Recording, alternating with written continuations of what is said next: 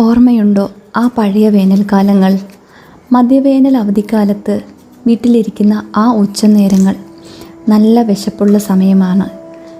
മുറ്റത്തെ പ്ലാവിൽ നിന്നും പറിച്ചെടുത്ത നല്ല തേൻ വരിക്കയുടെ മണവും കമ്പുകൾ കൊണ്ട് എറിഞ്ഞിടുന്ന മൂവാണ്ടൻ മാങ്ങയുടെ പുളിയും. ഇത് രണ്ടും അനുഭവിച്ചറിയാത്തവരായി ആരുമില്ല. അടുക്കളയിൽ അമ്മ ചക്കക്കുരു തൊലി കളഞ്ഞെടുക്കുന്ന ഒരു ശബ്ദമുണ്ട്. ഇത്തിരി പാടുള്ള പണിയായതുകൊണ്ട് അച്ചമ്മയും കൂടും. രണ്ടു പേരും പരസ്പരം ഓരോരോ കഥകൾ പറഞ്ഞുകൊണ്ടാണ് ചക്കക്കുരുവിൻ്റെ തൊലി കളയുന്നത്. തൊലി കളഞ്ഞെടുത്ത ചക്കക്കുരുവെല്ലാം ചെറിയ കഷ്ണങ്ങളായി മുറിച്ച് ഒരു മൺചട്ടിയിലേക്ക് മാറ്റും. ഇതിലേക്ക് ലേശം ഉപ്പും മുളകും ചേർത്ത് അടുപ്പത്ത് വയ്ക്കും. ഇത് വെന്ത് വരുമ്പോഴേക്കും അമ്മ തേങ്ങ ചിരകിയതും മഞ്ഞളും കാന്താരി മുളകും ചേർത്ത് അമ്മിക്കല്ലിൽ നല്ല അരപ്പ് തയ്യാറാക്കും.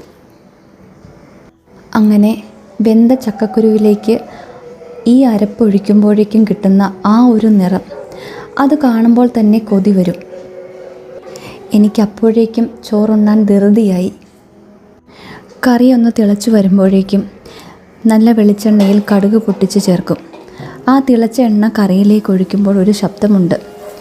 അപ്പോഴേക്കും കറിയുടെ മണം അയൽവക്കത്തെ വീട്ടിൽ വരെ എത്തിക്കാണും. വീട്ടിൽ ചക്കക്കുരു മാങ്ങാക്കറിയാണ് വെക്കുന്നതെങ്കിൽ അതിൻ്റെ കൂടെ ഉണക്കമീൻ നിർബന്ധമാണ്.